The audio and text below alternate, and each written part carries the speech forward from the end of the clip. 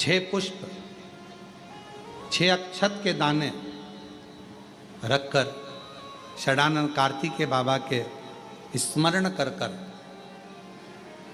शिवलिंग की जो जलाधारी है, उस जलाधारी पर जहाँ अशोक सुंदरी का स्थान है, उसी के पास में कार्तिकेय जी का स्थान है। किसी भी छठ पर यदि आप बाबा को वो बेलपत्र, वो दुर्वा, वो पुष्प, वो अक्षत का दाना 6 समर्पित करते हैं, किसी भी छठ के दिन, षष्ठी के दिन स्कंद भगवान का नाम लेकर, स्कंदेश्वर बाबा का नाम लेकर, कार्तिकेय बाबा का नाम लेकर यदि समर्पित करते हैं तो जिंदगी में कितना भी कर्जा हो, वो कर्जा 3 महीने के अंदर समाप्त होता ही है। कितना भी कर्जा, साथ में आपका परिश्रम, साथ में आपकी मेहनत और आपकी दृढ़ता। क्या होता है, लोग सोचते हैं कि हमने शंकर जी को बेलपत्र समर्पित कर दी तो कर्जा चूकेगा, पर साथ में मेहनत भी करना।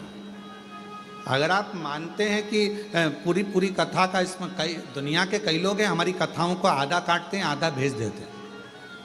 गुरुजी ने कहा कि बेलपत्र पर शहद लगाकर चढ़ाओ, पर गुरुजी ने साथ में कहा कि रात दिन एक करो, पढ़ाई पूरी करो, आधी बात काट देते, आधी बात दिखा देते, पर उसका हमको कोई फर्क नहीं पड़ता है। आग लगे बस्ती में अपन रहो, उसका हमको कोई फर्क नहीं पड़ता,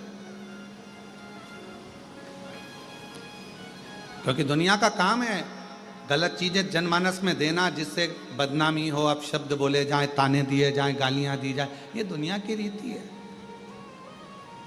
बहुत आते हैं दिन भर में, कहीं कोई दबाव देने के लिए आता है, हम तुम्हारी बदनामी करेंगे, हमको 1 करोड़ दो, हम ये छब्बा देंगे, हम वहाँ से आएंगे, हम ऐसा कर जाएंगे, हम वैसा कर जाएंगे। बहुत आते, दिन भर का काम है इनका, रोज का यही काम है, हमें ये करो, हमको वो करो।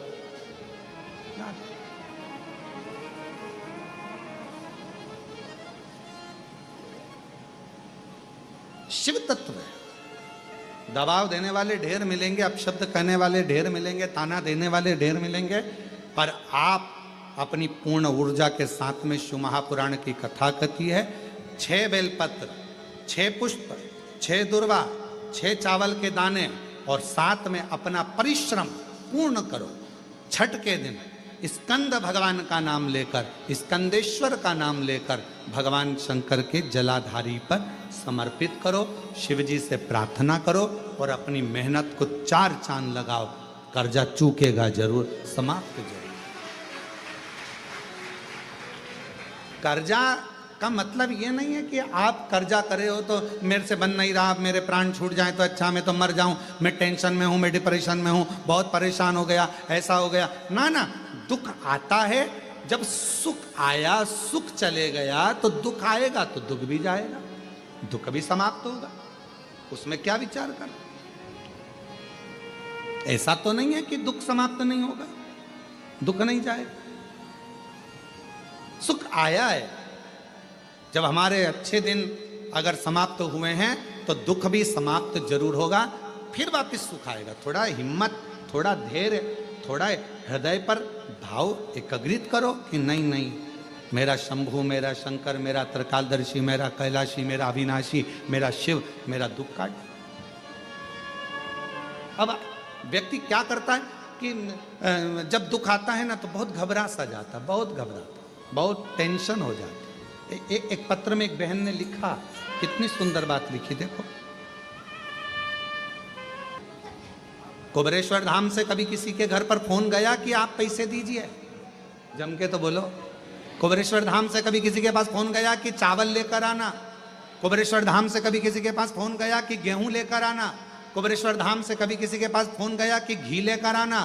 कुबेरेश्वर धाम से कभी किसी के दरवाजे पर जाकर, ना तो कुबेरेश्वर धाम की रसीद आपके दरवाजे पर जाकर काटी जाती है, ना हमारी इस विठले सेवा समिति से, ना हमारे द्वारा किसी के दरवाजे पर भेजकर कोई पैसा मांगा जाता है।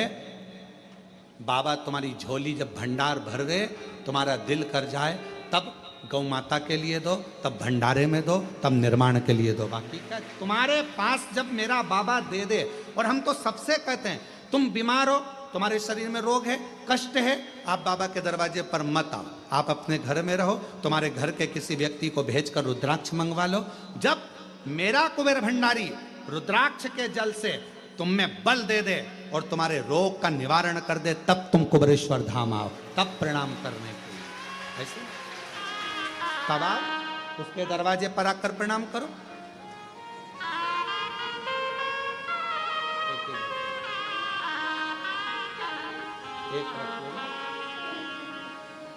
तब तुम बाबा के धाम आओ। कई लोग ऐसे होते हैं कि ये बीमार है तो हम इनको लेकर चलें कुबेरेश्वर धाम पर, हम वहां पर लेकर जाएंगे अच्छे। ना ना ना, आप डॉक्टर का इलाज करवाओ, डॉक्टर को शिव मानो, हम डॉक्टर को शंकर का एक रूप कहते हैं। और घर का व्यक्ति आए आता था, आज तारका शिवजी निकल कर जा रहे हैं और तारका मुस्कुरा रहा, तो शंकर भगवान देखते से नंदी से बोले, रुक, थांबा, रुक रुक, अरे रुक। शिवजी बोलते उससे पहले पार्वती जी बोली, प्रभु प्रभु प्रभु। शंकर भगवान ने पूछा क्या हो गया? पार्वती जी बोली, मेरे को आपसे एक बात करना, अब भी जल्दी उतरो नंदी में से। पार्वती जी के साथ शिवजी नंदी से उतरे। बोलो पार्वती। पार्वती जी बोली, ऐसे नहीं करूंगी, मेरे साथ एकांत में चलो, वहां चलो। भगवान शंकर एकांत में गए, बैठे। पार्वती जी ने कहा, मुझे एक बात पूछना है आपसे। बोलो क्या बात है? एक बात पूछूं? हाँ, ये तारका अपन दोनों को देखकर हंसा क्यों? शंकर भगवान बोले, मैं भी तो इसीलिए उतर आऊं, समझना तो पड़ेगा ना कि हंसा क्यों है, मुस्कुराया।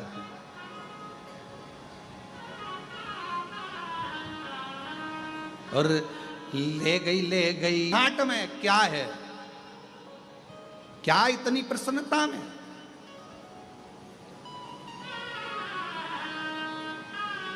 कभी कभी बच्चा बहुत हंसता है ना, तो माँ बाप भी सोचते हैं कि इतना हंस रहा है, बाद में रोएगा, क्यों हंस रहा है? हे लाला क्या हुआ, क्यों हंस रहा है? माँ को बोला, मम्मी आज ना जाने इसको क्या हो गया, हंसी हंस रहा है, समझ में नहीं आ रहा, इतना हंस रहा है, पता नहीं उसको क्या देख लिया, क्यों हंस रहा है। अब बच्चे को कोई टेंशन नहीं, टेंशन किसको? मम्मी और पापा को। आज समझ में नहीं आ रहा क्यों हंस रहा है, दादी को टेंशन, क्यों हंस रहा, आखिर बात क्या, हंस क्यों रहा? अब चिंता किसको? शंकर और पार्वती को। पार्वती जी शिव जी से पूछ रहे क्यों हंसा, और शंकर जी पार्वती से पूछ रहे क्यों हंसा, तुम बताओ। इतने में दोनों तारका के पास पहुंच गए। अभी तक नहीं गए थे, एक बार भी नहीं गए, आज पहली बार तारका के सामने शंकर और पार्वती पहुंच गए। पार्वती जी ने तारकासुर से पूछा, ए तारका क्यों हंस रहे हो?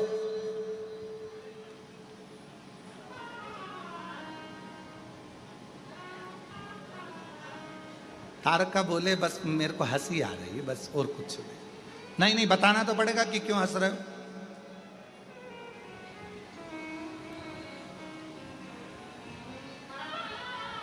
तारका बोले,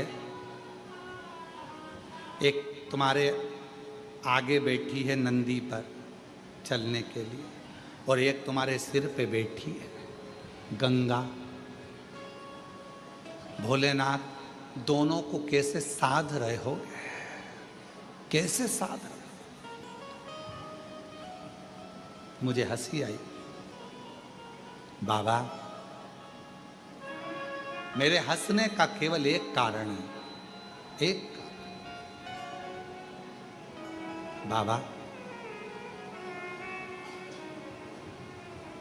गंगा जी से तुम्हारे फेरे भी नहीं हुए, सात भावर भी नहीं हुई, तो भी गंगा को तुमने वर दे दिया कि तेरा जल जिसके मुख में जाएगा उसे बैकुंठ धाम मिल जाएगा। तुमने गंगा को वर दे दिया, फेरे भी नहीं हुए, गंगा के साथ तुम्हारी भावर भी नहीं हुई, तो भी गंगा को वर दे दिया आपने। बड़ी कृपा करी है आप, बड़ी करुणा। बाबा, तारकासुर कह रहा है ऐसी करुणा मुझ पर भी हो जाए, भले मैं असुर हूं, राक्षस हूं, माना कि मैं असुर हूं, पर इतना वर दो बाबा, इतनी कृपा करो बाबा कि बस शीघ्र आपका पुत्र आए और मेरे प्राणों को हर ले और मैं आप में ही समा जाऊं, ये ज्योति तुझ में ही मिल जाए। कुछ और क्या चाहिए?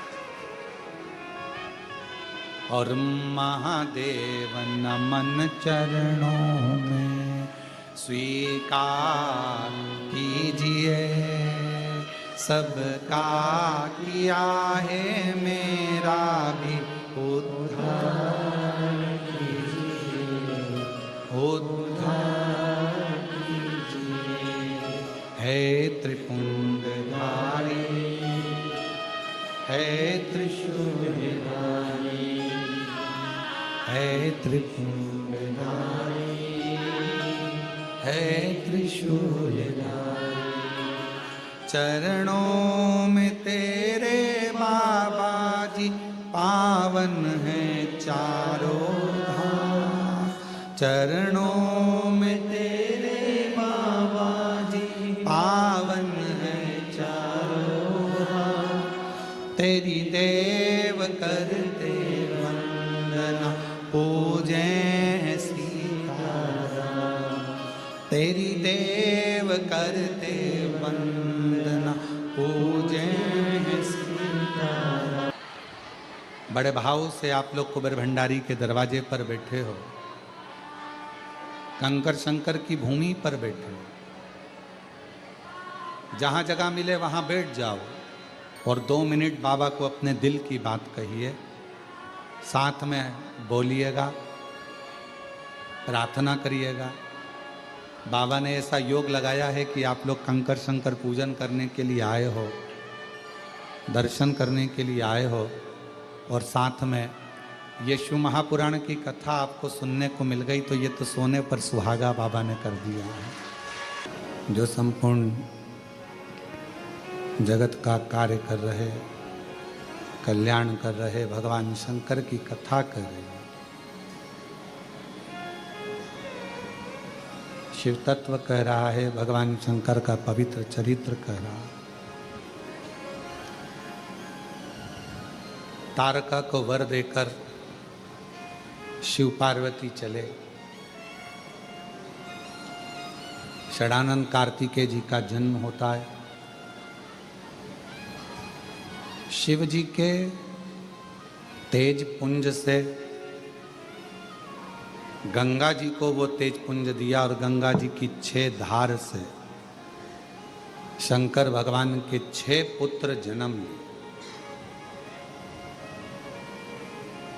6 पुत्र अलग अलग रोते तो गंगा मैया ने वो 6 पुत्र कृतिकाओं को दे दिए।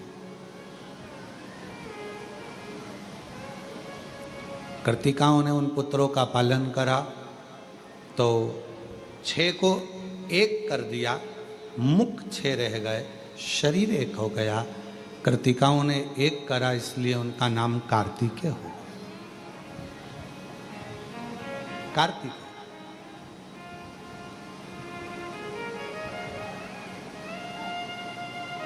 षडानंद कार्तिकेय जी महाराज का शिव महापुराण वर्णन करती है। किसी भी छठ के दिन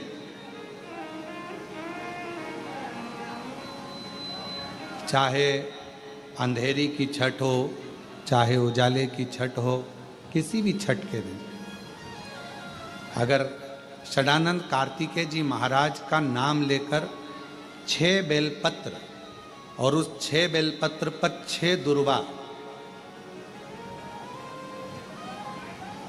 6 पुष्प, 6 अक्षत के दाने रखकर षडानंद कार्तिकेय बाबा के स्मरण कर कर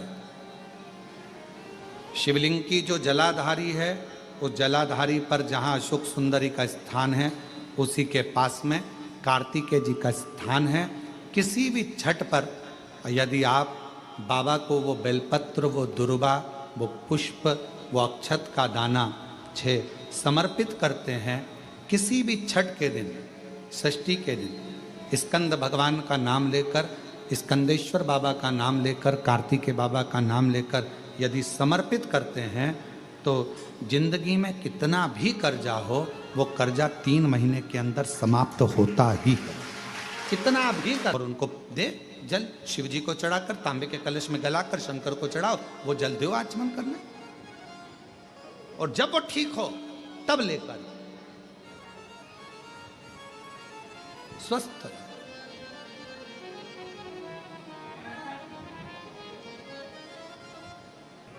कुबेर भंडारी कहते हैं उसको, अंदर रहता है शांत आनंद में चित्त, उसका प्रतिबिंब स्वरूप कंकर शंकर की शिला रखी रहती है। जब वो दुनिया के लोगों को रोड से उठाकर करोड़पति बना सकता है, तो हम तुम्हारे आगे क्यों हाथ फैलाएंगे, उसके आगे झोली फैलाकर ना मांग लेंगे, उससे ना कहेंगे, उसके आश्रित होकर जाओ, आश्रित। कितनी कृपा है उसकी, कितनी कृपा। यहां आने वाला कभी खाली नहीं गया। हो सकता है थोड़ी फाइल मोटी होगी तो पढ़ने में समय लग रहा होगा, पर विश्वास के साथ में अगर उसके दरवाजे पर तुम आते रहे, कहते रहे, प्रणाम करते रहे, उसकी सेवा करते रहे, तो खाली तो नहीं रख सकता। एक ना एक दिन हाथ पकड़कर किस सिंहासन पर और किस गादी पर बिठाएगा तुम भी नहीं समझ पाओगे। उससे दिल से कहो, दिल से सुनता। ये दुनिया के लोगों के लिए केवल शिव महापुराण की कथा है, केवल कथा। पर हम कहते हैं ये केवल कथा नहीं है, मेरा बाबा आपके बीच में आकर आपके दिल की बात सुनता। जब आंख बंद कर कर कथा के पंडाल में बैठकर श्री शिवाय नमस्तुभ्यम कहकर आप कहते हो मेरा सब दुख काटो, और मौन हो जाते हो कुछ देर के लिए, और जब उससे अपने दिल की बात कहते हो ना, तब वो 3 महीने के अंदर तुम्हारी झोली भर ही देता। इतनी कृपा,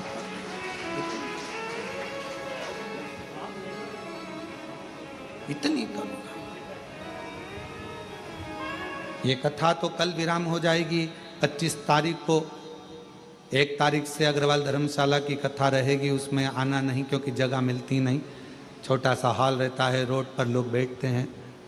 हमारी गादी की कथा है इसलिए वो होती है हर साल, शुरू से होती आ रही है, कई वर्ष निकल गए, 30 साल के लगभग में जो भी क्रम हो गया। वो 7 तारीख तक चलेगी, फिर 9 तारीख से कथा भीलवाड़ा राजस्थान में प्रारंभ हो जाएगी।